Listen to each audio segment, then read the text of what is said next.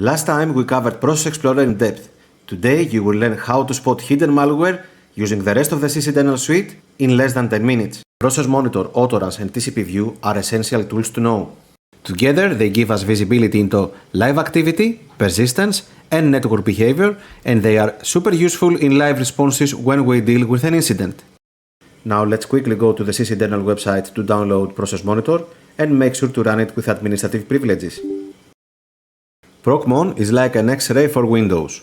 It hooks into the kernel and shows file, registry, process and network events in real time. However, the raw output is overwhelming, which is why filters are essential. For example, I can filter only PowerShell events and ignore the rest, and I can even save these filters as profiles to reuse later. ProcMon is great for spotting persistence attempts. A simple example is writes to the run or run once registry keys, but modern malware also uses scheduled tasks, services, WMI event subscriptions, and even Explorer's startup approved entries. All of this can be detected here. It also catches file drops.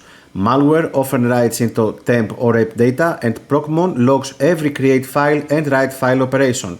You can even filter by path patterns like temp or app data, or by file attributes like hidden or system. You can also add columns like user, duration or parent PID to enrich your hunting view. Just note that capturing command line data requires the driver to load with the right privileges. Every event also shows results, paths and call stacks.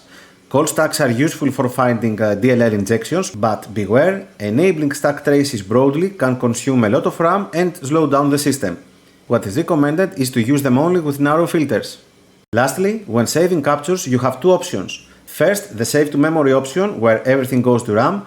This is fast but limited and volatile. And the save to disk option, which writes directly to a file. It is slower, but it is great for long sessions and, of course, survives crashes. So in short, ProcMon shows you what's happening right now, providing many details. However, on busy systems, it can generate hundreds of thousands of events per second, which means that to stay efficient, we must enable the drop filtered events option or export data for deeper analysis later down the track.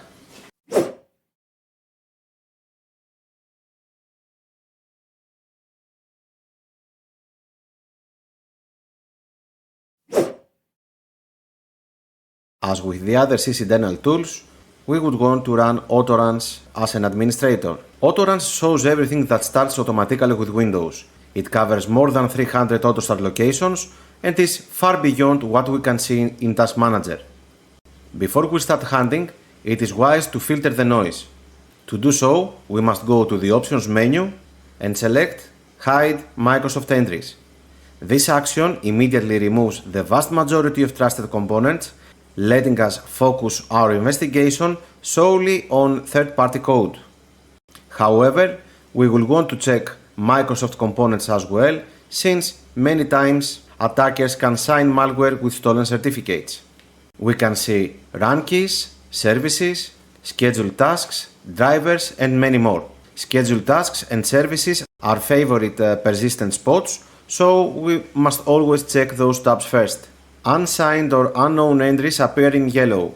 That's worth attention, but remember, not every yellow entry is malicious. Legit open source tools or other kind of tools could show up here as well, and they could still be legit. We must treat this as a signal, not proof. What's also important is the built-in VirusTotal integration. We have seen that in our video with Process Explorer as well, and as we can see, after accepting the end-user licensing agreement, we have VirusTotal checking our entries. And we are good to go with the Autoruns setup. Now let's look at TCPView as our final threat hunting tool in this video.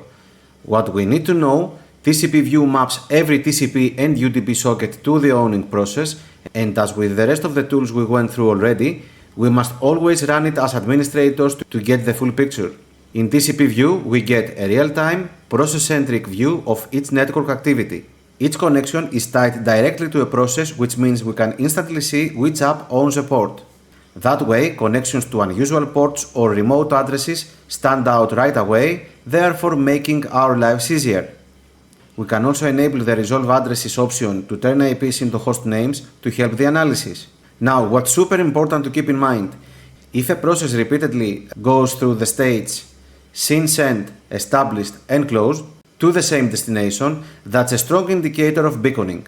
Beaconing malware typically opens short-lived outbound sessions on a timer. If we also see a process in listening state that we don't recognize, that's a red flag for a backdoor, often in the flavor of a remote access Trojan, waiting for inbound commands. Pair it with ProcMon and Autoruns and Process Explorer that we extensively saw in the first part of this threat hunting series with Sysinternals, and there you have it. A zero-cost, complete, powerful arsenal helping us understand who started what they did, and who they talked to. And we made it to the end.